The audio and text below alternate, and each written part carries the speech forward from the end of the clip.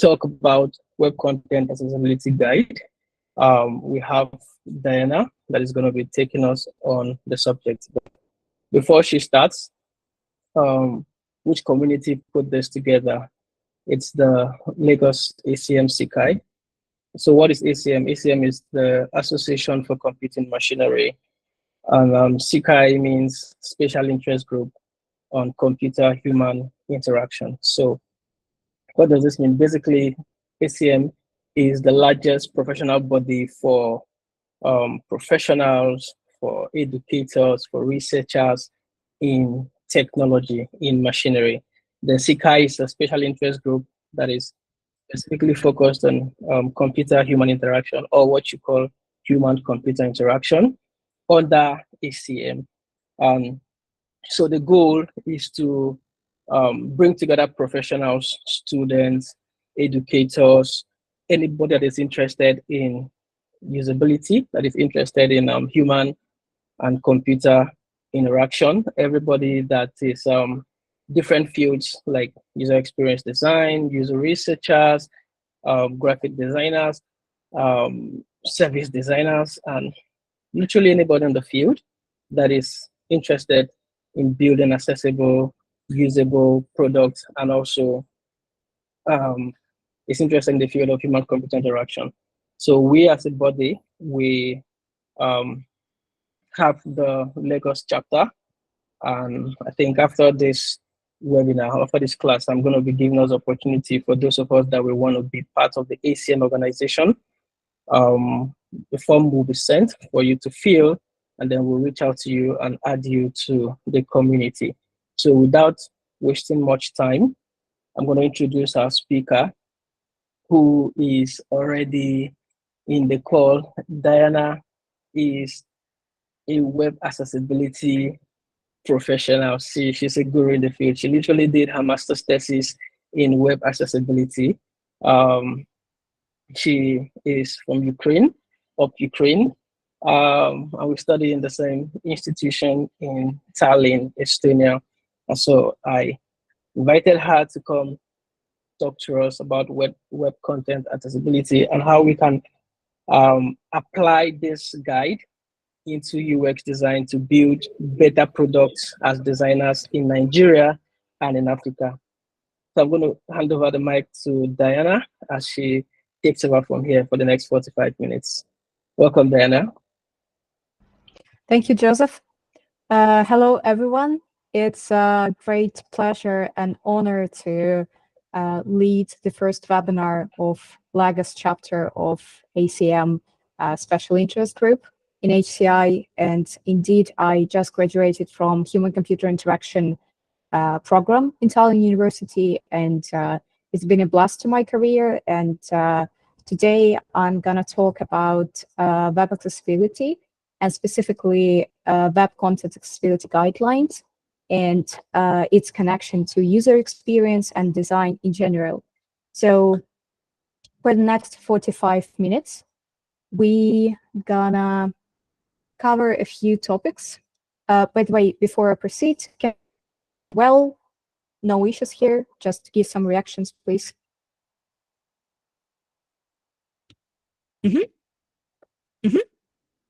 Awesome, awesome, thank you. Okay, then I proceed. Thank you so much, awesome. So the first thing I'm gonna cover is foundations of accessibility. The second one would be WCAG for designers. Then we're gonna talk about inclusive user personas. And if we have time, I'll cover 2 case studies. And after that, we're gonna have a Q&A session.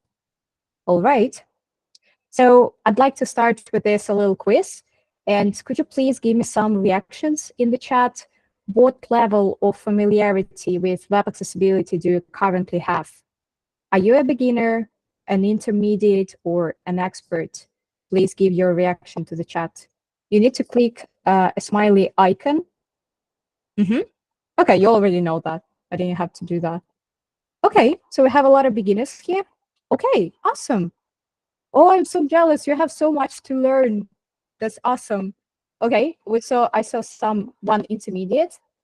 Okay, thank you so much. So we have a lot of beginners and a few intermediates here. Okay, awesome. I think the presentation I prepared would be just perfect for this room. Thank you so much. So simply put, when we talk about web accessibility, it's mainly similar to accessibility in physical realm, but in the digital. So similarly to having a ramp or an elevator in physical world, we're going to have keyboard navigation, we're going to have screen reader adaptation of a page, or we're going to have uh, labels and alt texts to make it possible for people with disabilities to use our website. And web accessibility is regulated by the law. And in the European Union, where I studied, they have two main documents. One of them is Web Accessibility Directive. It's for public bodies websites. And they also have European Accessibility Act, and it's gonna regulate services that are vital for persons with disabilities, which are provided by private companies, banking, medicine, etc. In Ukraine, where I'm from, we have this analog of Web Accessibility Directive called Resolution of Cabinet of Ministries of Ukraine. And similarly, it's for public bodies websites. And I assume in Nigeria, the standards and guidelines for government websites, version 3, is somewhat similar. And according to my research, it doesn't cover web accessibility directly, so it doesn't require public websites to be accessible, but it recommends them to be accessible. And there's also disability rights law in Nigeria, which is for supporting rights of people with disabilities, which serves similar function. So I recommend paying attention to these. So unfortunately, web accessibility is a global concern nowadays. And last year, Web AIM organization, they took 1 million websites, and 96% of them failed WCAG standards, which means there are a lot of challenges for people with disabilities to use web pages. And it's unfortunate, it's global. Yeah, that's the reality we have to work in. But I want to make you interested in this topic, nevertheless, because there are a lot of benefits of pursuing web accessibility practices in your design. And one of them is ethics. When you design for everyone, when you design inclusive websites and applications, it's actually better for your UX, and you also create sustainable design for the future, which is really fulfilling, and I hope more people will do that. Number two, you're going to have more clients potentially, because some products are required to be accessible by the law in some countries, for example, in Canada, in the UK, European Union countries, etc.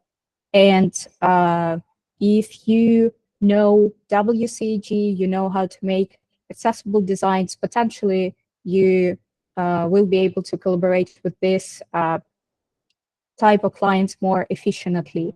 You're going to have what they need. So it's also a benefit. And number three would be human rights. And there is this really important document called Convention on the Rights of Persons with Disabilities.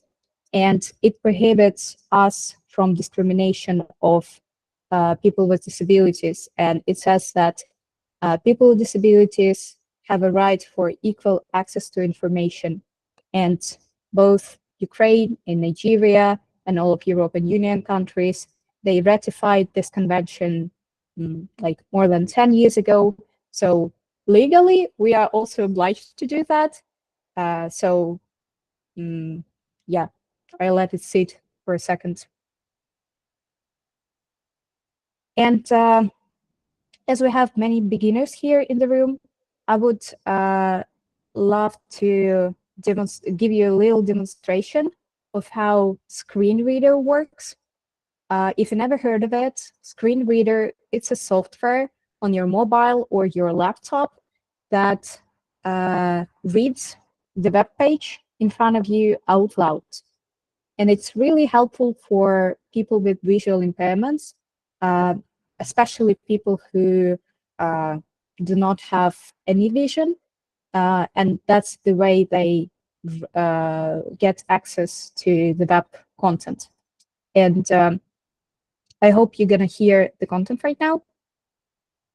Second. Google. Find sweep voice camera, sweep filters, all images, shopping, videos. Sweeping. Chrome. What 80%? Sweeping logo. Link. Double highlighted menu says. Menu. Highlighted. 5%. Progress bar. Start page. Sweeping 77. Private. Button disabled 1 of 2. 2 items. Business. Button 2 of 2. Sweeping logo. Link. We have pension funds that keep pace with you. Heading 2. Convenient. 1 of 3 free items. You can calmly save in the same fund because the risk level of investing is chosen according to your age. Low fees. 2 of 3. Both the grave check the adult find your fund. Book. The graphic. Happy woman with box. Graphic. Need extra money for home renovation. Article. Need extra money for home renovation. Heading 3. A small loan is used for major repairs. The heating system is not working properly. Calculate monthly payment. Link. Double tap to activate. Links available. Use tap with 3 fingers to view. Stop button. Thank you for watching. So, yeah, that's how screen reader works. And you could notice that it reads out the content of the web page, and it pronounces what kind of element there is in front of you, the one that you put focus on. And it also reads out loud the text, and it also pronounces the alternative text that's related to an image. You might remember there was this moment when there is a picture of this man, and he's doing some renovation, and that's what screen reader actually said. So even if I don't see the picture, and another reason could be a bad internet connection, which is relevant for me in Ukraine right now. Sometimes I just use this mode without pictures just to be able to read the content of the page. And when there is alt text on the page, then it's perfect for me because I can get the information regardless of my of the quality of my internet. So that's yeah, that's a thing. Let's proceed. Oh, sorry. Okay. There are 5 types of disabilities that's associated with web accessibility, and we just talked about visual. There's also cognitive disabilities, auditory disabilities, motor, and speech. And right now, I will ask you to write in the chat your ideas of accessibility means and the types of impairments that they are associated with. So, for example, visual impairments, screen reader. And if you have any ideas, please pop them in the chat and let's have a little discussion.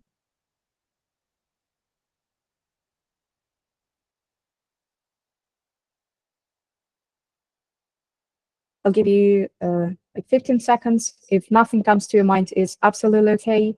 But if you have any ideas, feel brave enough to share them to the chat.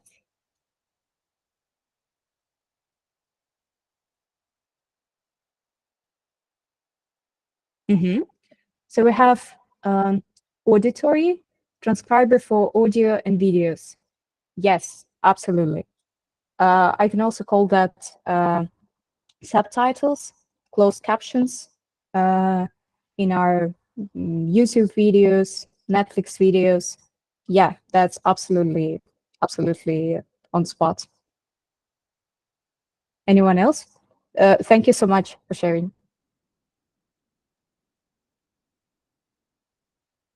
All right. Meanwhile, I can share some more examples with you. So when we talk about motor disabilities, the thing is that a lot of people can't really use a computer mouse.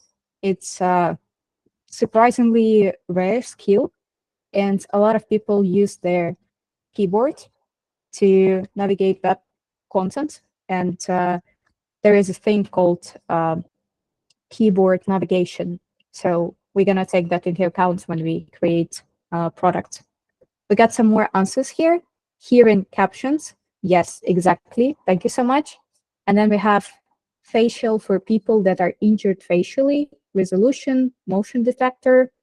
I didn't quite get that, but resolution, motion detector. So, okay, I think, okay, yeah, I got it. That we have this facial recognition feature, and if your face is damaged, or another example, when you're wearing a medical mask, when it's when there are some restrictions, yeah, we can't use this feature. So yes, that's also related to accessibility. Great point. Thank you so much. Yeah, so as you can see, there's a lot of examples like that, and we sometimes get into situations when we have situational disability, like wearing a face mask, or when I broke my arm, like for a month, I can't use my keyboard fluently as I used to. So there are a lot of examples like that. And yeah, thank you so much. Let's move on. So, and now I want to talk about WCAG with you as for designers. So WCAG stands for Web Content Accessibility Guidelines. And basically, this is the book for web accessibility. And we're gonna reference it all the time when we talk about web accessibility because it's the source of truth.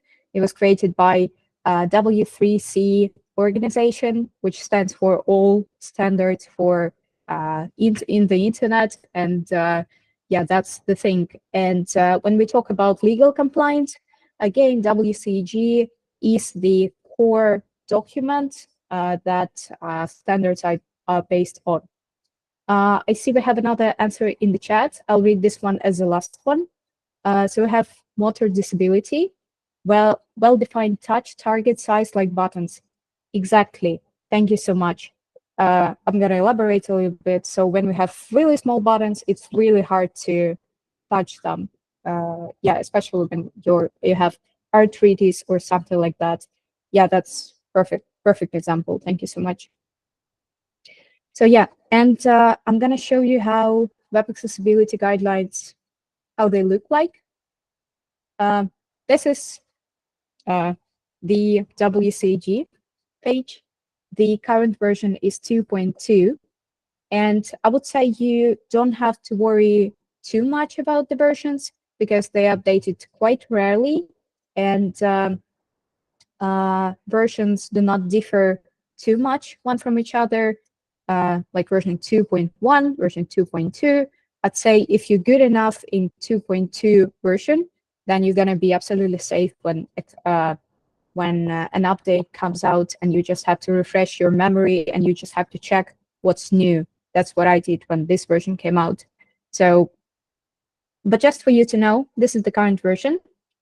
And this is a web page. It's quite large, and it has a lot of really useful information on web accessibility. So I would recommend you just to check it out after the webinar to get accustomed. So I have a few examples here of WCAG criteria that are related to designing things. And the first one would be alternative text. I mentioned it a bit earlier, and this is the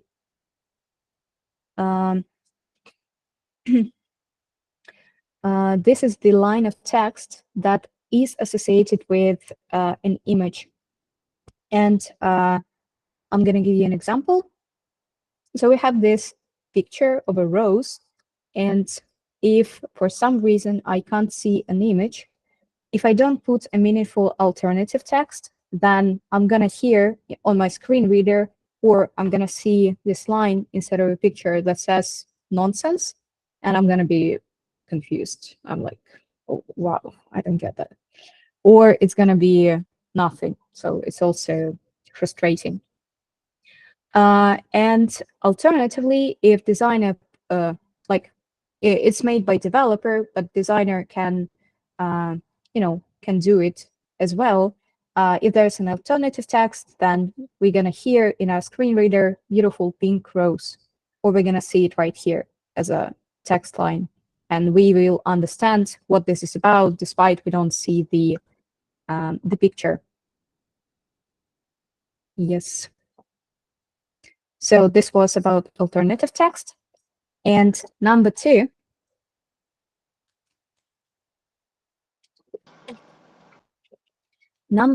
would be logical tabs flow. And I got two examples here. These are Nigerian websites, and one of them has really good tabs flow, and another one doesn't. So I'm going to show you a quick demo. So when I'll start with this one, with the forum one. So when I press tab, you can see a focus frame on my title here, on the logotype of the page. And when I click it again, it will go one by one, all links here. And you can imagine if I use only the keyboard, if I can't use the mouse, I really want to know on which item my focus is right now, so that I was precise when I click enter and I transfer to the new page. And let's check another example. So we have this web page, and when I click tab, it moved me, but nothing really changed, and I'm confused. When I click it again, okay, I see a slight underline here, but it's really hard to distinguish it, and I have a lower vision, so it's hard for me even to see it. And when I click again, it disappears, and I don't really know where I am right now. So it goes like this. And when I click more, it's really, really slight. It's really hard to tell where I am right now. And that leads me to another web accessibility rule about visible focus. And this is something to design.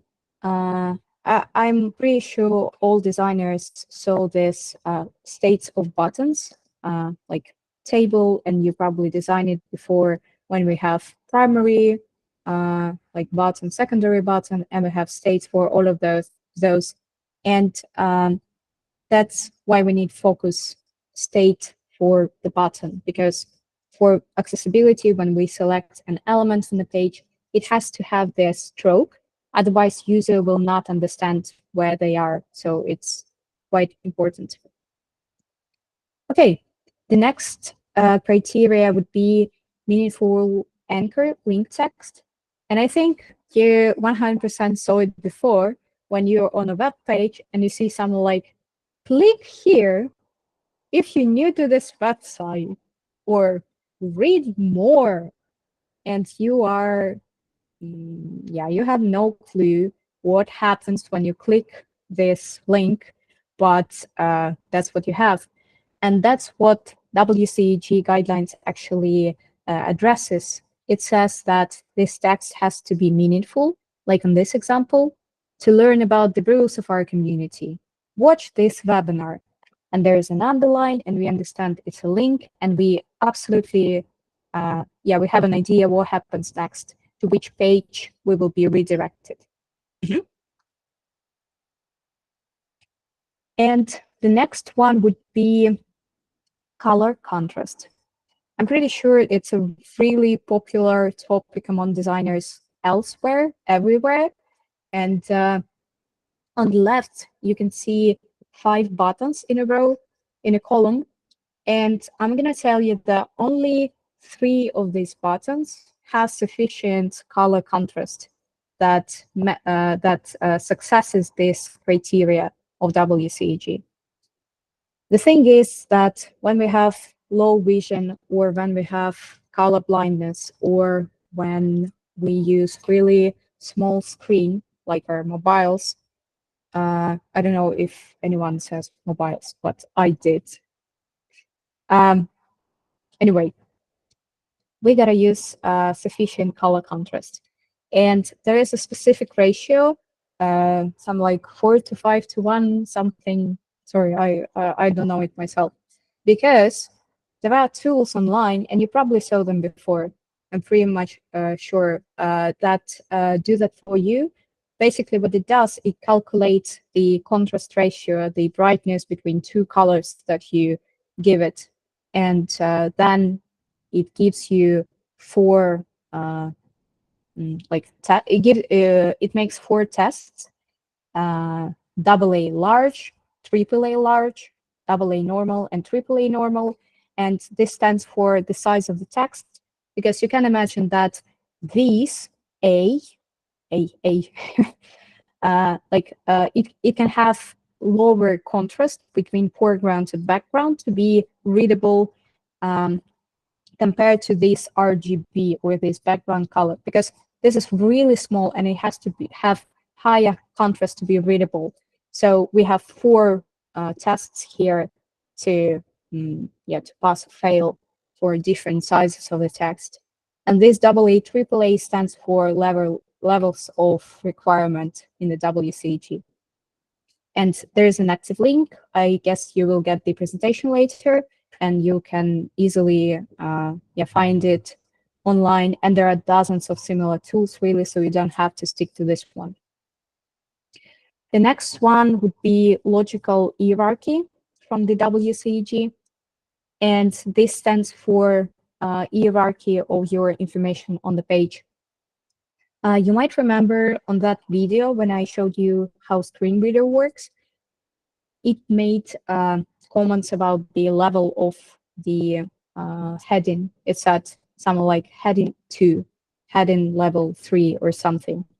And that's how the web page is presented for people with disabilities when they use screen reader. Sorry. Because that's how they navigate through the content. Because sighted people, we go like this, like first line, second line, something, something, something, something. And people who use screen reader, they often just jump between headings, and that's how they understand what this page is about. And there are shortcuts for that, so it's really convenient.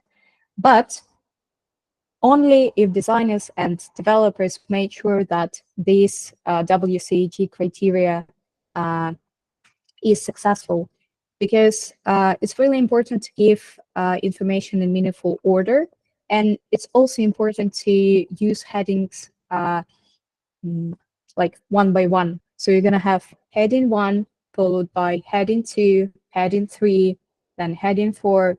And you can't have some like heading 1, heading 3, heading 5, heading 2, heading 1. And you're also going to have only one heading 1, because it's a solid structure, and it's the way it should be presented. It's also not recommended to skip levels of headings. So for example, if you have heading 1, heading 2, and then you're going to have heading 4, it's not really great. So you better stick to really solid structure, followed by 1, 2, 3. It's good not only for people who use screen readers, but also for people with cognitive disabilities, because it's just easier to comprehend when it's logical, when it's this way, when it's organized.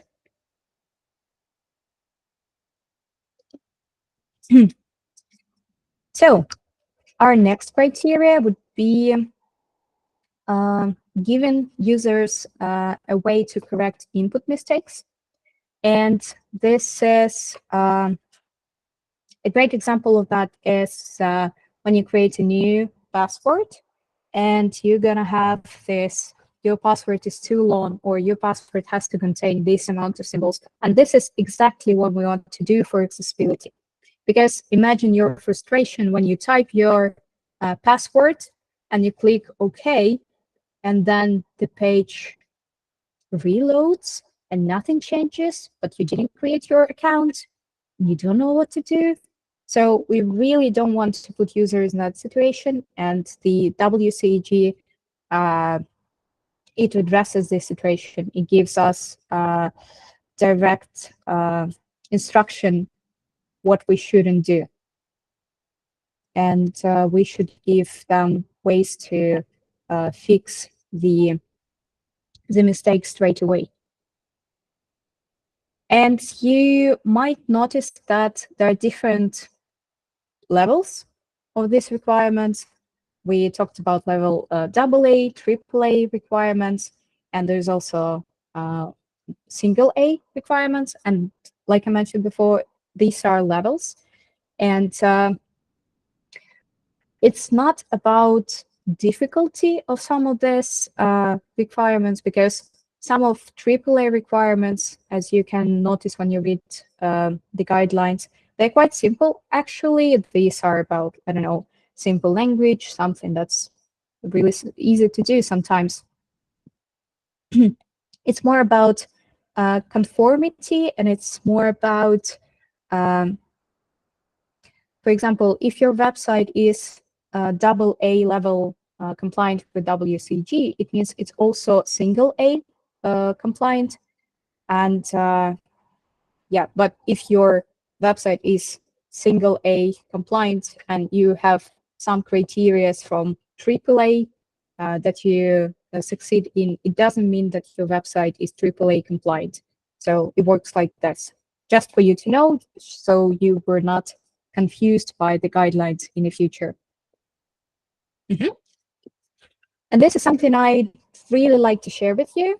So there are simpler guidelines created by other designers to help other designers to comprehend WCAG, because it's quite big, quite complex. And this designer, she created this guidelines for other designers to check if their product is accessible. So I would really recommend to check this out. It's a bit simpler and it looks nice. So it's really, really good. And another thing is this Figma accessibility checklist. It's similar to the previous one, but it looks like a checklist, and you can put it in your Figma and you can just cross out points that you that you followed when you created your design. So we got that's either the same or something similar to what I'm talking about. Someone shared a link to WCAG for designers. Yeah, absolutely check it out. Just find something convenient for yourself, something that you find fun and convenient to use, and you'll be golden. Okay, let's move on. I wanted to highlight this takeaway. When you work on your web accessibility, it can intersect with the user experience job that you're doing. So it includes sufficient color contrast and strict heading hierarchy, good text copy. So, really basic things for user experience. They can also improve your web accessibility and vice versa. So it intersects. That's the takeaway. And now I want to share personas for accessibility. Because I myself, I find personas really important for design, because when I don't know who exactly I design for, I honestly don't know why I design. So it also helps me with motivation, and I hope you find it useful as well. I'm going to give you two sources for that.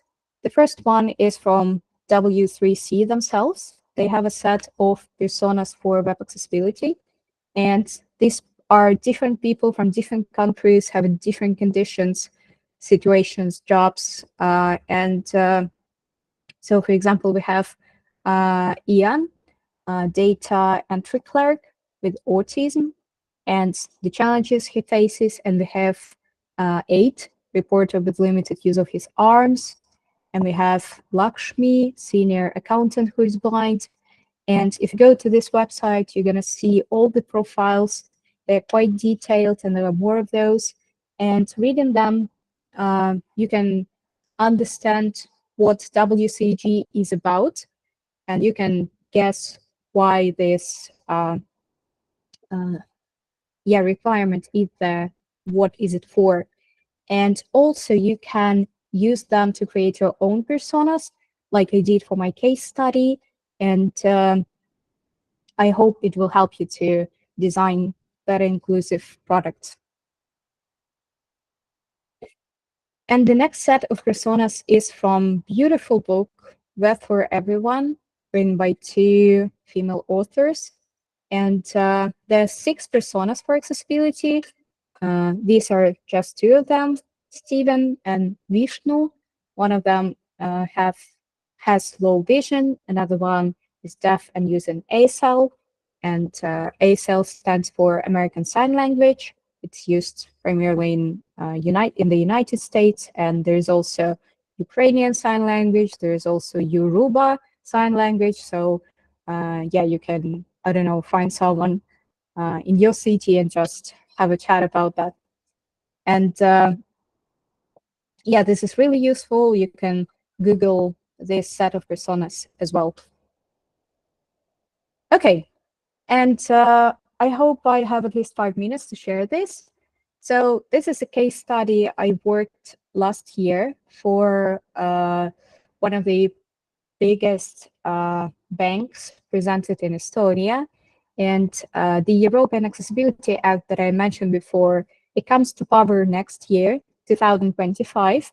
And big companies, they already start to think that they need to make their services accessible. And they invited a group of students to work on this project. And we designed a persona for accessibility for them. We made extensive research, and we realized that that elderly people is a group of customers that is really important for this bank, because they use pensions, they use deposits. These people are active bank users, and they're also quite vulnerable because a lot of them are living in the rural area, and a lot of them are have low digital literacy skills. So yes, using stereotypical thinking, I imagine a grandma in a village, and yeah, she's not really good in using her smartphone, and she always, on her phone with her children. Can you please help me with this issue with my computer, because I can't do that. And it's actually like quite a typical user of this online bank. And the thing is that with corona pandemics, with some other changes, like for example, this bank, their offices, the number of the offices in Estonia, across Estonia, decreases every year. So they just close the offices in the rural area. And basically for Carolina, this persona that we created, online banking was the most affordable, accessible mean to do her online banking stuff. And when we created her, it really helped us to talk with users that we did interviews with. And on the right, you can see a lady that we talked to just in the office. She came to use the bank computer to do her something, like do her stuff. And she said that she comes to the office to use a computer just because she doesn't trust. She said she was really afraid of scammers, and she was afraid. She believed that using the computer in the office in the public area of the bank, she would be more prone to scammers attack, and there's always a person she can ask for help, etc. So yeah, it was really eye-opening actually, because when we just started, we had some assumptions, like you always have when you start to design stuff, and obviously we don't always have this resource, and we don't always have this opportunity to go and talk to our user. And that's also the benefit of persona. Even if we can't talk to our user, we can get closer by using this tool of about this person, just using our empathy and imagination. And of course, it's not perfect, but it's much better than not having it. And now you know that you can create inclusive personas for yeah to, for your design project. And I guess I have a few more minutes because we started a bit later. So I'll share this case study with you as well, a bonus one. And this one is about a builder. I had to design an LMS, a learning system for builders. So they have some safety courses or something, and then they have to do the course online.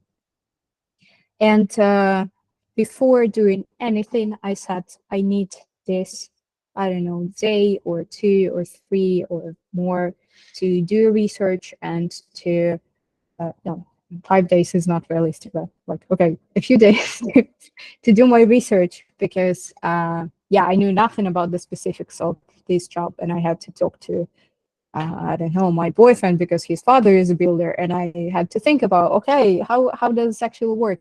And surprisingly, there were accessibility issues associated with this kind of job. And let me elaborate.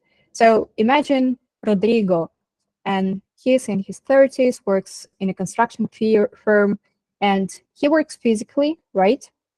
And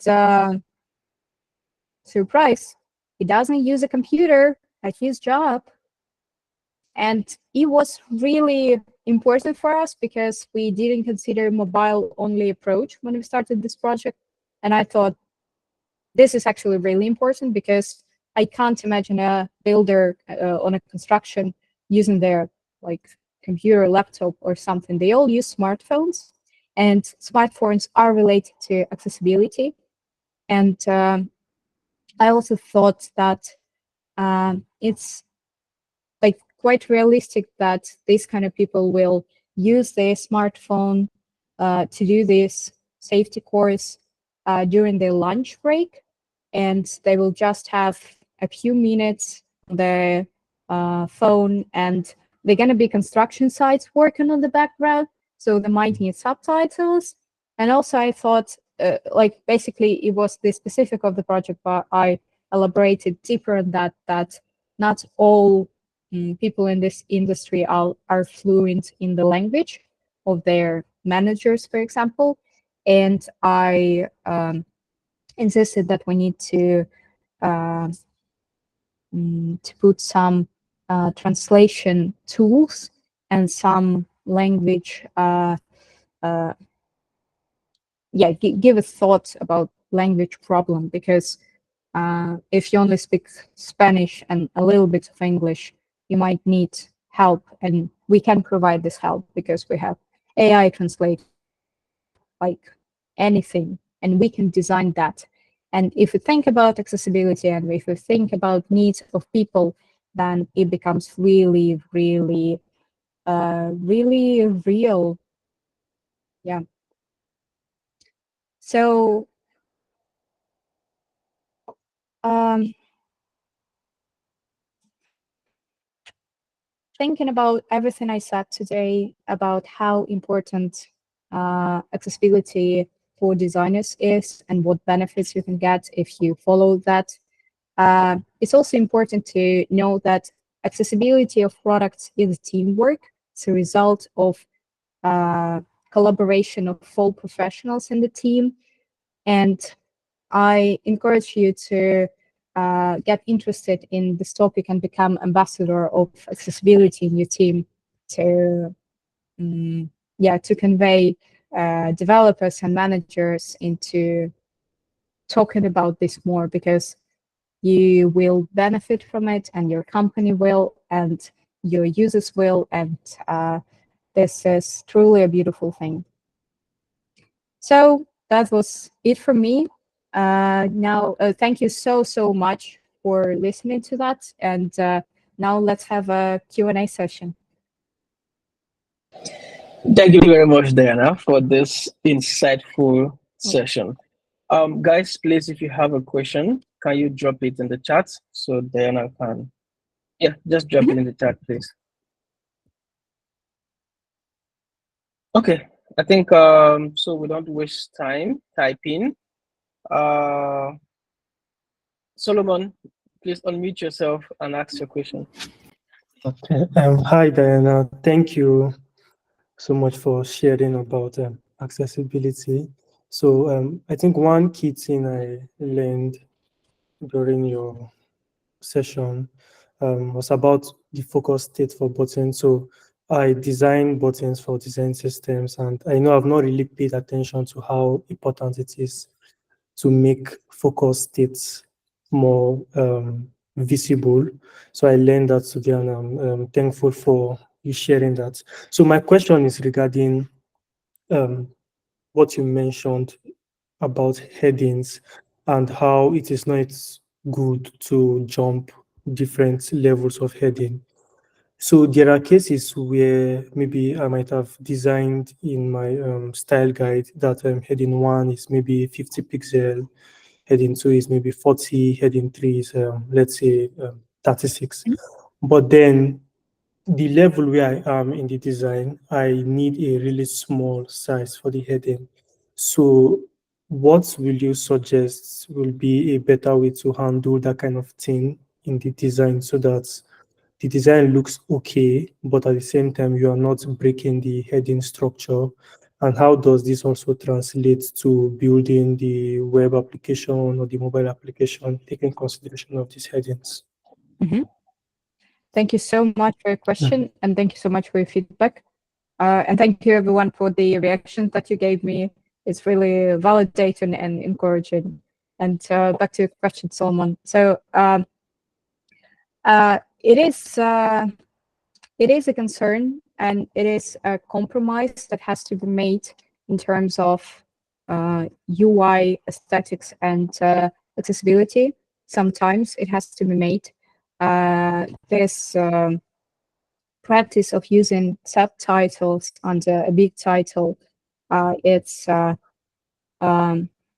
aesthetically pleasing and it's widely used across the industry, but sometimes we have to compromise and we have to use either another, like either just a paragraph, for example, like a quote or something like that, or just use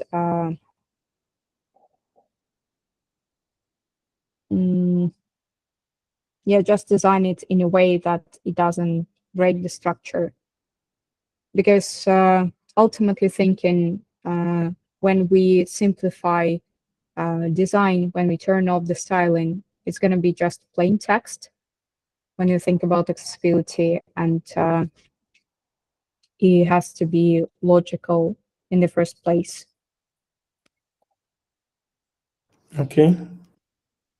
Yeah, that sounds good. Thank you. Thank you very much, Solomon. Okay, Adams Malik, please unmute yourself and ask your question. Okay, so good evening, good afternoon. So I was having this design issue where I was trying to, I was told to build a web page for a blind person where it needed to be voice controlled. So at that point, I was trying to think on, okay, if it's going to be a voice controlled web page without trying to use a screen reader at the same time, how would that make sense? good question. I never had that in my practice before.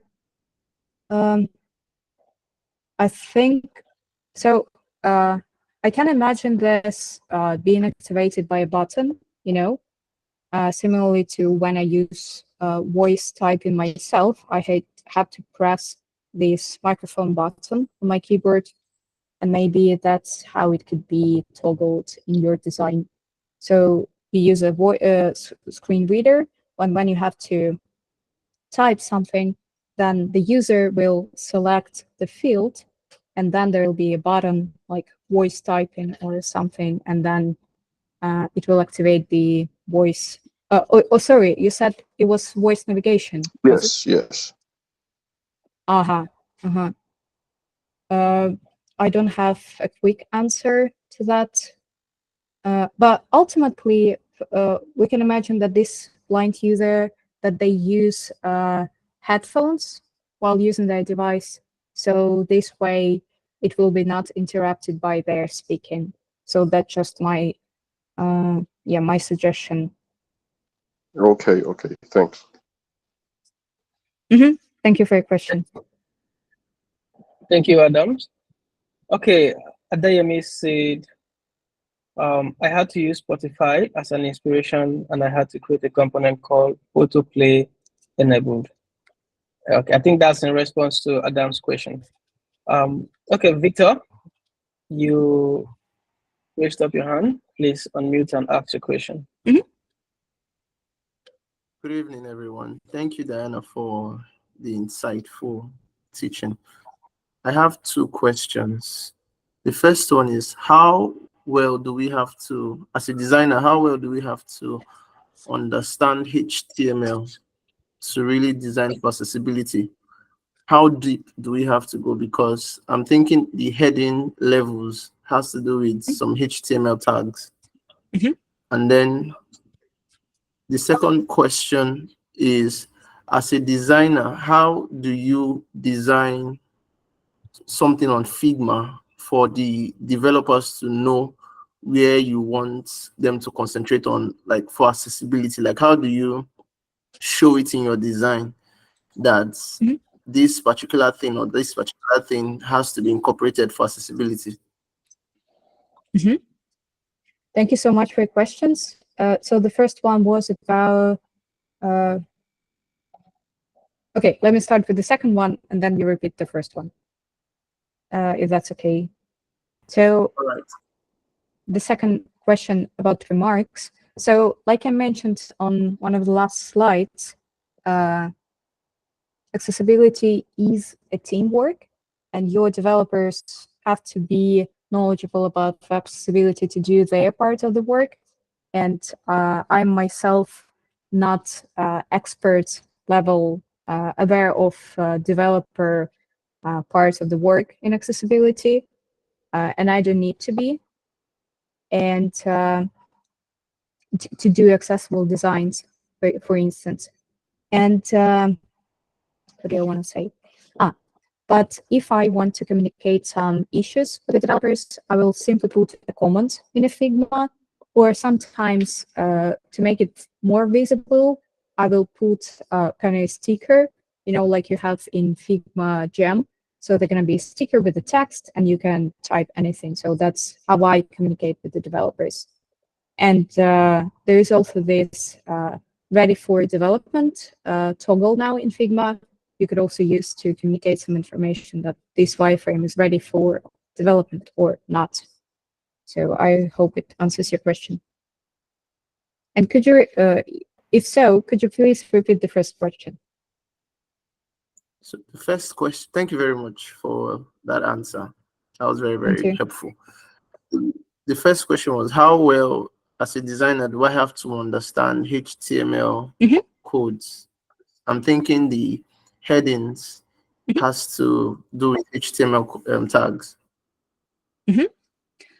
So I kind of half answered that already. I don't think that you have to be expert in coding to do accessible designs, but I think this concept is particularly helpful for designing accessible designs, because this is more about the logic rather than about the code.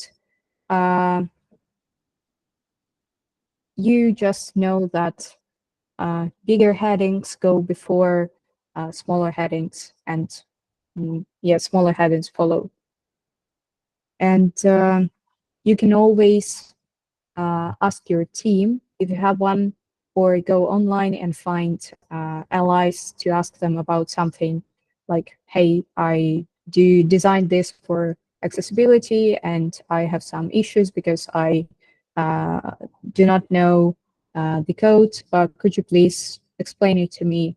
Or you can go to generative AI tool of your choice and also ask the question like, hey, could you please explain this to me if I know zero code? So you could try these.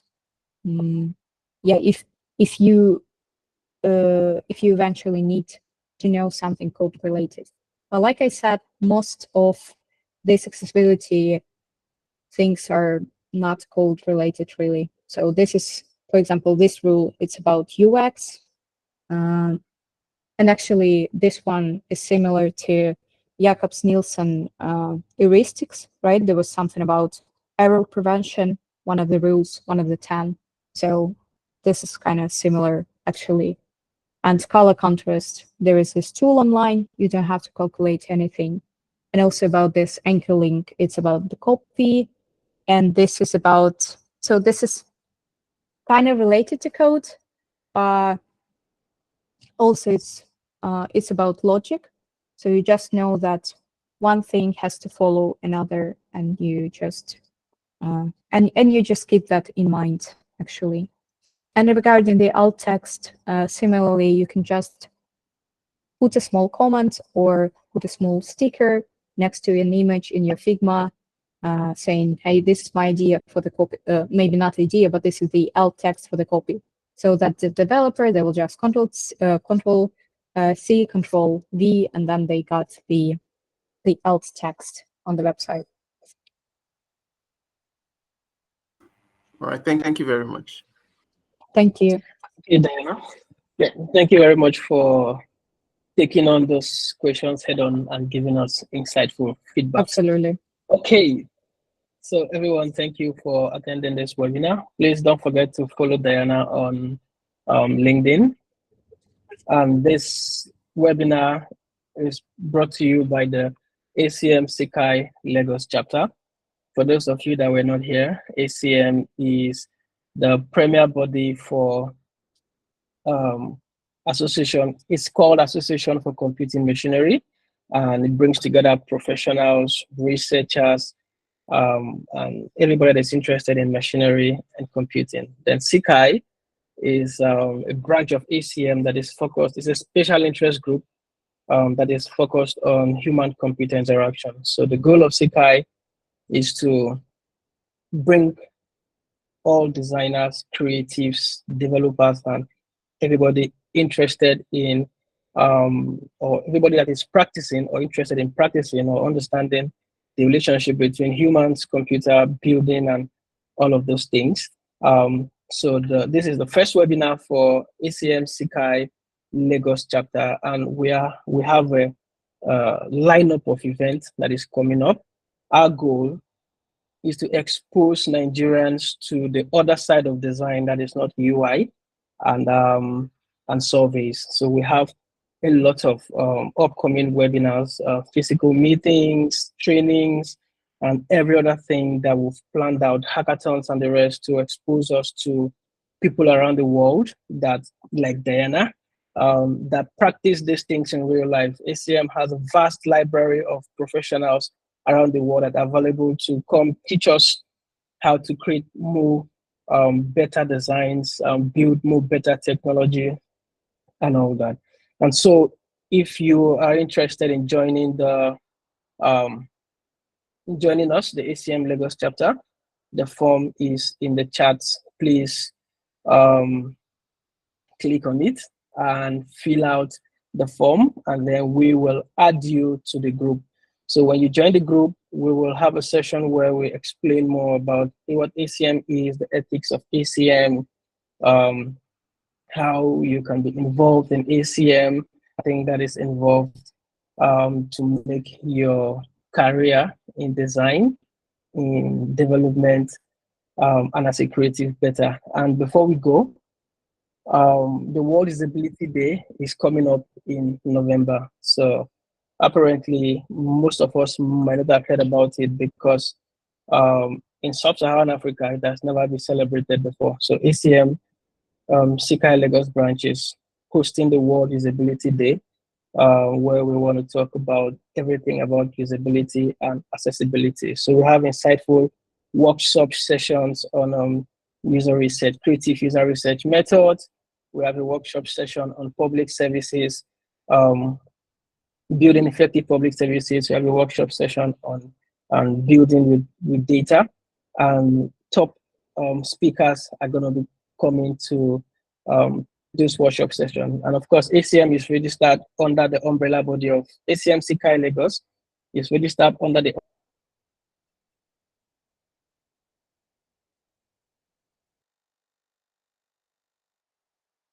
and gain valuable lessons. So I think that's one of the benefits for you to attend.